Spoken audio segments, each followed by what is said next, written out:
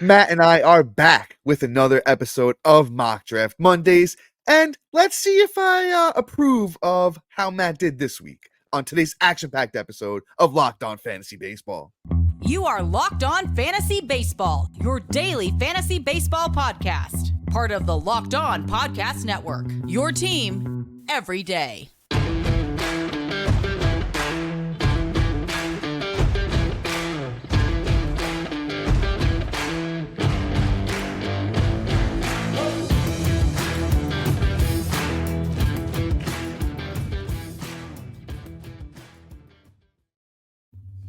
Hello, fantasy baseball fanatics, and welcome to the Locked On Fantasy Baseball Podcast, brought to you by the Locked On Podcast Network, your team every day. As always, we're your number one source of fantasy baseball knowledge, and thank you for making us your first listen each and every day. I'm your host, Dominic Martino. You can find me on Twitter at DonMartinoFB. Here, as always, with my brother, my co-host, my partner in crime, Matthew Arne, and you can find him on Twitter at Matthew_Arne. If you're listening on a platform like Apple or Spotify that allows 5-star ratings and reviews, we would truly appreciate it if you could do that for us. And guess what? If you do decide to do that for us, you might as well take a screenshot of your rating and review, send it to us over on the Subtext platform, which you can find the link for in the bio of this episode, wherever you're watching or listening to it. And when you send us that screenshot, you have a chance to join our coveted listener league for this upcoming season. We've already given away 2 spots. We're giving away 4 more spots on March 6th, and then we're going to give away the final 4 spots on March 20th. So make sure you get your entries in before then. And if you're watching on YouTube and you haven't already, hit that little bell below. It subscribes you to the channel and gives you a notification every time we drop a new episode. And guys, today's episode is brought to you by FanDuel. Make every moment more. New customers join today and you get $150 in bonus bets if your first bet of $5 or more wins. Visit FanDuel.com/locked-on to get started today. And guys, we're back with another episode of Mock Draft Mondays. I believe this is 8.0, and we're bringing them to you guys literally until opening day. We're going to keep rolling with these Mock Draft Mondays episodes. Today, Matt drafted out of the 3-hole head-to-head categories league. Matt, why don't you start by, just talking to the people about your team, your strategy, and all that fun stuff. All right, so head-to-head, 5x5 categories league. It's pretty much our specialty.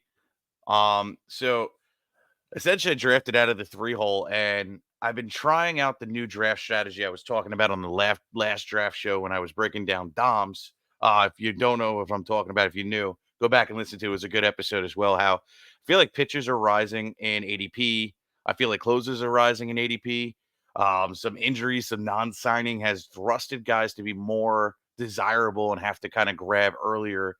So the waiting till like round 5, 6 isn't plausible anymore because now we're in season. Now people are actually back in things. And, we said this might happen, but it was a strategy that was it was worth taking that avenue and seeing how well we could do with it. So, I kind of switched things up a little bit. Obviously my first pick out of the 3rd hole was Julio Rodriguez. So Julio is somebody I feel is safe to perform for at the end of the season. So his total end of the season numbers are going to be fantastic. The one scary part that comes with drafting Julio Rodriguez, and this is somebody that you normally don't have too many negative things about to say about somebody, is it's going to his pick essentially is, can he perform right out the gate? The first 2 years of his career, he's had slow starts. He was a buy low last year, and then boom, he exploded, and he was just fine. He was the first pick quality guy and was winning you leagues, but you had to wait it out. So the one thing you hope for going with Julio at pick 3 and picking him over Mookie Betts is what I did, was hoping that he just gets started right out the gate and he doesn't, have a slow start like before. But ultimately, after him, I went Ozzy Albies. I actually had a different team, but Draft Wizard decided to crash on me. Team's still great, just a little bit. Wizard. Damn Draft Wizard. But team's still great, just not like the one I had before. So I went Ozzy Albies. I'm not mad at that pick. I scooped up my number 1 second baseman because I don't qualify as Mookie Betts as that, because I'm starting him in outfield because of the scarcity at that position. And I love Ozzy Albies, so I don't really need to speak about him. I pretty much get him every mock draft I do. Then I went down, and this is where that new strategy kicked in. Because I had a short turn and I also had to wait, so many picks, right? Like like, I think 19 or 20 picks, I actually tapped pitching and I got Zach Gallen right off the gate. And I like Zach Gallen. I have him ranked as like my number 4 or 5 pitcher this year. I think he's going to be fantastic. High upside with the K's. I think it repeats the ERA. If not, gets a little bit better. Whip is a little the only thing that's a little funky with him, but I think he'll be fine. So ultimately, I figured let me get my number one ace and just like kind of solidify that rotation a little bit. Then from there, I tapped Royce Lewis when I finally got the command back and got my pick. Got Royce Lewis, and boom, I love the upside of Royce Lewis. He didn't run last year. I think there's still that level. So ultimately, he's going to be fine. I think that's going to open up a whole nother, uh, you know, aspect of his game and going to thrust him up probably into the second round next year. And if he really explodes how I think he can and what his career could be, he might even be a first round pick. So I think Royce Lewis was a nice pick, but a very risky pick because the dude hasn't been the picture of health either. So I'm not gonna, overlook that. It was a little bit risky. Um, but yeah, then I tap pitching again.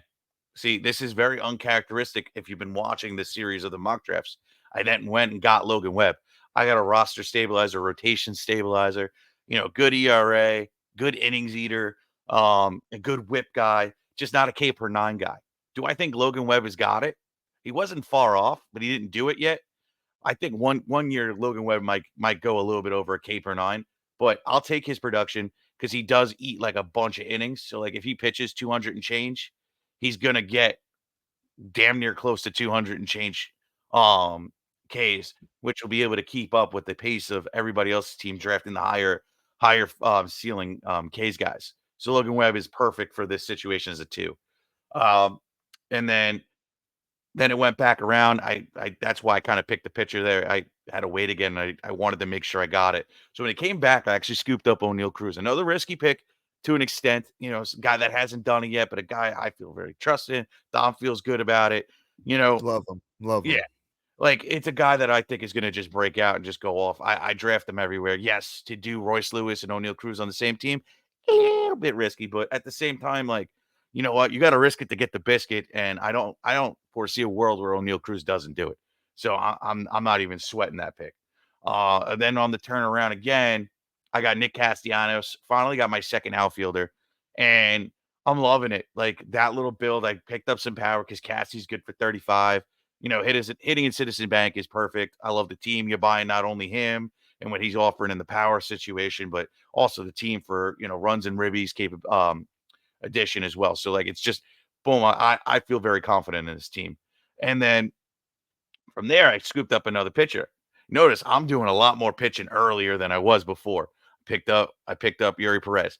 I got the high strikeout upside. I got the young pitcher. The only reason that there's going to be people will say, "Oh, Perez isn't going to get many Ks," is because he's going to be limited on innings. But I mean, if I remember correctly, between minors and Yeah, bigs, no, he threw a lot of innings last yeah, year. I mean, people might not realize it. He did throw a lot of innings last year, Yuri Perez. right. I was going to say he either got close to 150 or pitched 150 between minors and bigs last year. So like, there's no way that I don't see him going 175, 180 next year. And if he gets that many, He threw like almost 130. It's like 127 innings, okay, 128 innings. so I'm a little bit off. So, but even with that, he could still get anywhere from okay, let me tear it back a little bit. 170 to 160 to 170 range of Ks I could see that. and with Yuri Perez's strikeout upside, what he's done his whole career, even in the minors, I mean in the bigs when he got that call, the K per nine is fantastic. He can have almost 200 Ks at that point. And there you go. There was my missing part that I didn't get with Logan Webb. So it was, in my opinion, it was that missing piece to the top three of my rotation. So I was like, boom, I'm good. So then another pitcher, and I was like, all right, let me scoop up. Let me get a solidifying closer. And I picked up Alexis Diaz. And I was like, all right, I'm good with this. Now I solidified my relief pitcher. I got my stance. Then I finished my outfield. I got Evan Carter. And I'm just gonna rack this off because then I'm gonna let Dom break it down after the ad break. I went Vinny P, Shane Bieber, Marcelo Zuna, Bailey Ober, Christopher Morel, Ryan Pepio, the pep in his step, Yuki Matsui. Logan O'Hoppe, Nolan Gorman, Tristan McKenzie, Junior Caminero, Nestor Cortez, Logan Allen. And I'll talk about my bench picks and like my later picks later in the draft, why I did them, what I did. But before that, and before I hand it off to Dom, I got an ad break for you. You shouldn't have to worry when you're buying tickets for your next big event. That's why you need to check out Gametime app. Gametime is a fast and easy way to buy tickets for all your sports, music, comedy, theater near you. With killer deals on last minute tickets and the lowest price guaranteed, you can stop stressing over getting tickets and start getting hyped for that big event. Use the Gametime app. It's super rewarding with flash deals on last minute tickets. Easy to find, buy tickets for every kind of event in your area. Images of the seat from the view. So, like, pretty much you're looking at the app, you could turn the phone, you could actually see exactly what you're looking at. It's pretty dope. Lowest prices guaranteed, event cancellation protection, and all in one pricing shown at the total upfront. So, you know what you're getting right before you check out. So, you don't have to worry about any hidden deals right as you're checking out. You're like, oh man, I can't get that. So, like, really great with that work. It takes the guesswork out of buying tickets with Game Time. Download the Game Time app, create an account, use the code Locked On for $20 off your first purchase. Terms and conditions may apply. Again, create an account and redeem the code Locked On, LOCKEDON, for $20 off. Download Game Time today. Last minute tickets, lowest prices guaranteed. And Locked On has launched its first national 24/7 streaming channel on YouTube. Locked On Sports Today is here for you 24/7, covering the top stories of the day with local experts of Locked On, plus our national shows covering every league. Go to Locked On Sports Today on YouTube and subscribe to the first ever national 24/7 streaming channel. And guys, I don't like to say it's more important, but to me it is. Introducing the Locked On Fantasy Baseball Podcast, Diamond Club on Subtext, your ultimate fantasy baseball companion. Dive into this offseason with Dom and I as we provide you with tier-based rankings with over 100 outfielders ranked and starting pitchers ranked. 100. Seriously, you're going to be going deep in these leagues. You'll also have exclusive access to our prospect rankings, sleepers, breakouts, busts, personalized draft grades, and if you have some burning questions, we've got the answers. Plus, as the season unfolds, rely on us for that dynamic content. Get real-time alerts right to your phone, including waiver wire rankings, instant call-up notifications. You don't want to miss out on that. You'll miss out on a Yuri Perez if you're not on that Diamond Club. Injury actions, and a whole lot more. Stay ahead of the fantasy league by joining the Dime Club on Subtext, where your path to victory begins. Subscribe now. Elevate your fantasy baseball experience to new levels. And last thing, I'm done with the promoting after this. If you sign up for the Diamond Club, you might as well give us a review on Apple.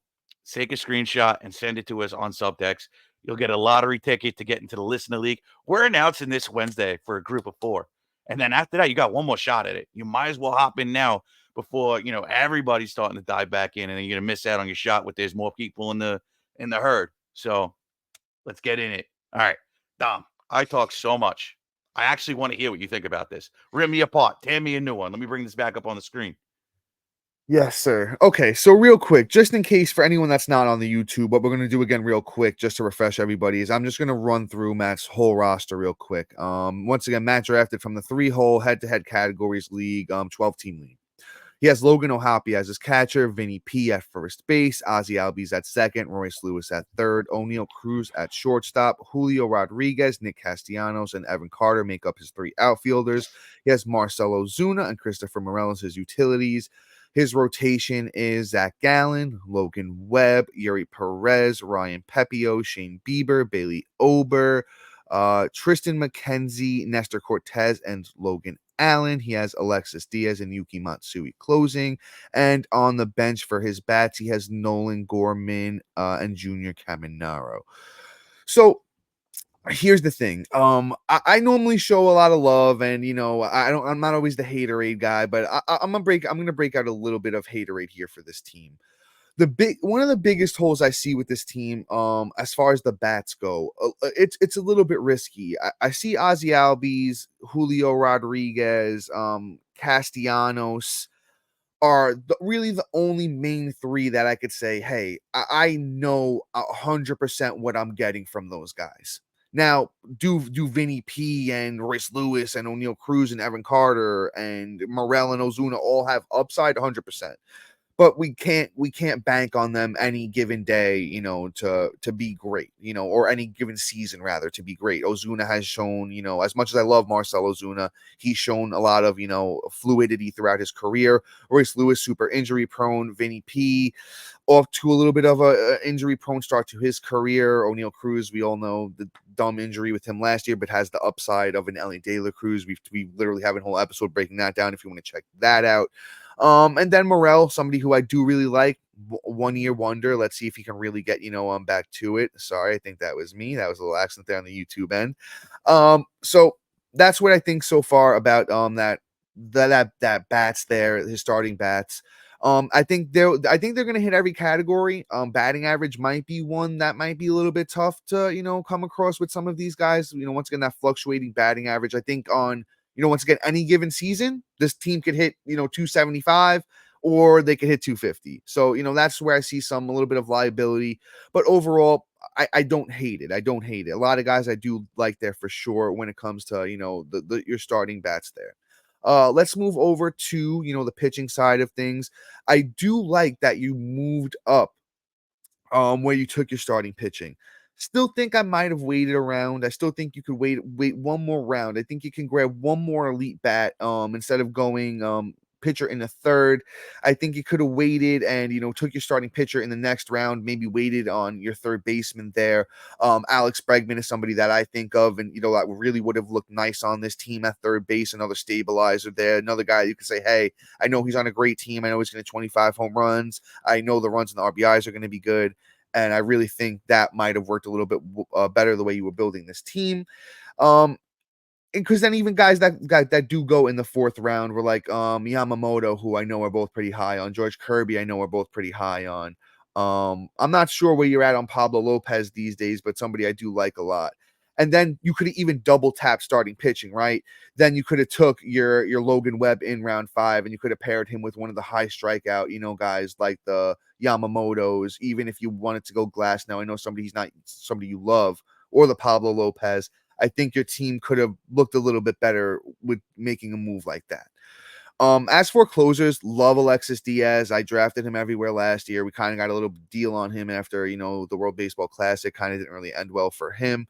And Yuki Matsui, somebody, you know, I know who's a little bit banged up. He's recently started throwing. I do like him as well. Only thing I would say there is maybe instead of drafting Logan Allen at the end, you just threw a dart there at whoever, you know, you thought might be closing. I'm not sure where Mason Miller's going anymore these days. I'm not sure if everyone's really on that yet. Maybe you moved one of your bench picks down, right? Maybe you went a closer a little bit earlier there too. Maybe you do a move like that because there are some closers that are going a little bit later that I do really love. Mason Miller is one of them. What else do we have here to break down? Your bench bats. Nolan Gorman's good. I see, and that's another spot I think maybe you could have went for a batting average guy, right? Because you have the Christopher Morel already. Christopher Morel, Nolan Gorman. What's the difference there? I don't really see a huge difference. And maybe Morel's got a little bit of speed to him, right? Morel's got a little bit of the speed game, but otherwise pretty much the same guy. They play the same position. I might have looked for a batting average guy there. Junior Caminero, I can't even talk any smack at all. Love the kid. He's been mashing so far in spring training. If you don't know about Junior Caminero, got a quick cup of coffee for the Rays last year. Plays third base for them. So far in spring training, he's hitting 300 with a homer, 4 RBIs, 1 walk, 2 strikeouts. A run, a double, 20 years old for young Caminero. I absolutely love him. Make sure you're keeping your eyes on him. I think he's going to get the spot there. And then the rest of your rotation is strong. I honestly, I can't talk smack about it because I love it. So I don't want to be disingenuous, you know, with the people here. Logan Webb, great stabilizer. You got Pepio, love the upside. Yuri Perez, love the upside. Bieber, I think, is a stabilizer. I think people are sleeping on him. I think Bailey Ober had 7 strikeouts the other day in like 3 innings. He's going to be a monster. Breakout season incoming for Ober. McKenzie and Esther Cortez, everyone's sleeping on them because of the injuries. I personally am not. I know Nasty Nestor's ready to go. I know Mackenzie's ready to go. I haven't seen either of them pitch yet. Not sure if they pitched yet, but they're right on track to do so. So I think there's a lot of upside with them. But before, Matt hops in and kind of gives his final thoughts and we kind of, go back and forth here, we do have a quick ad break for you guys. And guys, we're talking about FanDuel. Get buckets with your first bet on FanDuel, America's #1 sportsbook, because right now, new customers get $150 in bonus bets with any winning $5 bet. That's $150 if your bet wins. Bet on all your favorite NBA players and teams with quick bets, live same-game parlays, exclusive props, and much, much more. But guys, we're a baseball podcast here, so we want to talk to you about some baseball bets. I got the Reds gear on. I love the odds that FanDuel's giving on Elly De La Cruz to lead the league in stolen bases. Honestly, only real competition, Acuna. So that's one that I've been digging on. So you know what, guys? There's so many cool baseball bets that you can get on. You could pick the league leader in home runs, steals, all these fun categories, pitchers as well. So guys, all you got to do is visit FanDuel.com/lockedon and shoot your shot. FanDuel, an official sportsbook betting partner of the NBA.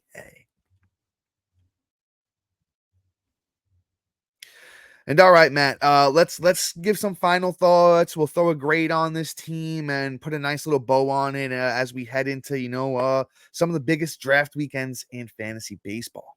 All right. So I do have a little defense. So a little bit. I'm not trying to, defend my team. So remember you were talking earlier about like you might have waited on like the Zach Gallen went to the next round. Yeah.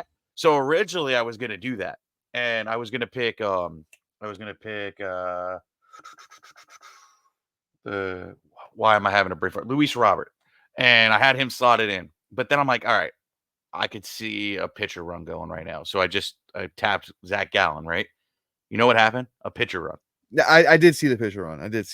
So everybody went. So like I feel like, and by the time I got back, the only guy left literally would have been. Let me see here. Let me fact check this real quick. Yeah, when I was looking at it, the two that Logan I said Webb. that were there was Yamamoto. Yamamoto went right before me. Oh, so he go right before you? Yeah, it's going the other direction. So it went Zach Gallen going all the way to the right. Then it came all the way back to me. You are correct. Correct. That is the pitcher run. So then it went Zach Wheeler, Luis Castillo, Pablo Lopez, Scooble, Kirby, Lasno, and then Yamamoto, the pick right before. Yes, you are 100% correct. So for me to walk away with Logan Webb as my first pitcher, or Nola, who I have Nola ranked in my top, but like it doesn't feel right for me.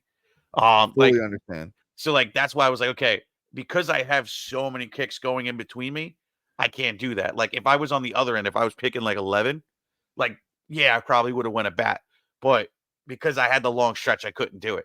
Yeah, 100%. I agree. Because I would have walked away with like any of those guys except for Glasnow that went in that second and Scooble in that. I would have been fine with Pablo Lopez. Pablo Lopez has been climbing in my rankings daily because I'm liking more and more what I'm seeing out of him in early spring training. 100%. Just reviewing what he was doing because now I'm taking a deeper dive as I prep for draft season myself.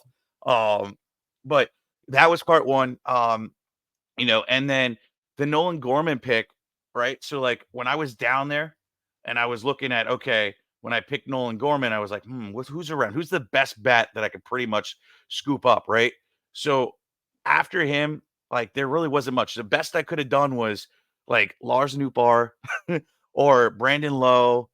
The only other pick I might have liked would have been like Edward Julian. But again, the batting average is a little bit, like this with him. So like I don't actually know who he is as a player yet. And I love Julian, but I just want to see what he could do more in that category before I could say, hey, it's the guy, it's the pick. So there wasn't many like batting things. And I knew that the guy that was going to produce the most for my team was Nolan Gorman. I had to pick him up. I couldn't pass on that value of him. And then, I did end up scooping up Caminero, who I think is just going to be the sneakiest pick of this whole team. So yeah, I love him. Like he could be that roster stabilizer. And I completely agree. Like, like the team is a little risky, between like the Evan Carters, the O'Neill Cruzes, the Royce Lewises. This is very high upside, high T, kind of team. But at the same time, this is a team that I love walking away with because everybody's floor, I think, is pretty much secure. Yeah, the only thing that probably will be at a real disadvantage would be average, but stolen bases is there. Okay, everybody on this team at least chips in 15, and Julio Rodriguez, O'Neal Cruz, Royce Lewis, and Evan Carter all have 25 to 30 upside in stolen bases, right? And then I'm interested to see what Morel's going to do as well. And then, um, that I feel is fine. Runs, everybody's team is pretty much there. And I'm also getting a little production out of Logan O'Hoppe in terms of the runs, even though that team isn't great, but he's going to produce runs for himself and he's got power. So, like, I feel like O'Hoppe was the part that kind of was a real roster stabilizer because of what I'm going to get out of my catcher's position. And then lastly, for my rotation, you really couldn't hate on it, like you said. Yeah, So it's a good rotation. yeah, I wish I would have gotten like a Jose Alvarado or somebody a little bit earlier, but I actually lost out on I would have lost out on Bailey over.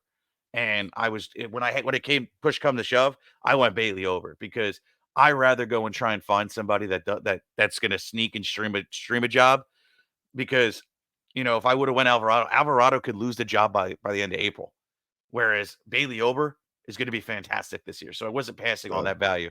So yeah, this is probably about a B plus with upside. It's probably an A plus if everybody hits. This is a dangerous team, but I would say a B plus for me. I'm not perfect. But yeah, I think this is it. Lastly, Logan Allen is my guy. Like, that's my last pick of the draft in every single league. Trash. You don't like him, but he's nice. He's not a K per 9 guy. ERA is the one part that's not sticky for me. Whip kind of sits at like a 1-2, which isn't great, but I think honestly the kid has upside in terms of ERA and being able to just be somebody that's reliable at the end of your bench. But again, last pick of the draft, he's my lottery ticket pick, and I love him for this year. Fair enough. Final thoughts on the team. Like you said, honestly, that's the exact grade I was going to throw on it. B plus. Honestly, there is a upside here with this team. Like you said, if more of these guys hit than don't. Yeah, I just don't like Logan Allen. Not a guy I'm throwing my dart at. I have other guys. If you want to join us on Subtext, I think we just dropped our sleepers, bust, and breakouts. So you can check that Not out. yet. We got a lot more, or it's coming. I'm sorry, it's coming. It's on the way. It should be up this upcoming week. It should be out. So check that out there. Matt, I love Bailey Ober myself. I love Nasty Nestor. That Nasty Nestor Tristan McKenzie combo. I've been doing that everywhere. I do love that as well. Marcell Ozuna is such a sneaky pick, especially if you play on Yahoo where he still has outfield eligibility. I really didn't throw the love I wanted to earlier, so I'm gonna do that now because this is actually a really good team. The base is there. The base is there to, I would just maybe trade during the season. You'll find a team that might need a starting pitcher. You trade a starting pitcher for maybe one of these hitters that didn't pan out. You get your batting average that way. But otherwise, and you pick up one more closer. Honestly, that's my thing. As I would have adjusted the way I took this bench, maybe not taking Gorman, maybe taking another closer, even if it's somebody risky, just so at the start of the season you do have somebody there. And then you play the waiver wire, you just be smart with it. And you do that. So Matt, any thoughts on the third pick as itself? Is there any hurdles you had to jump over with the third pick? There's the way you paced it as we wrap up with this last minute or so here. Yeah. So honestly, I feel I've done a few drafts at the third spot, and I've noticed that if I don't grab pitching in the third round, just like that pitcher run that I was talking about at the top of this section, it happens every time. That's where everybody's doing it. And by the time you get back, you're done. So first, second, third pick, when you're coming in the third round, you have to leave with a pitcher because otherwise you're going to get smoked out and miss on all that talent.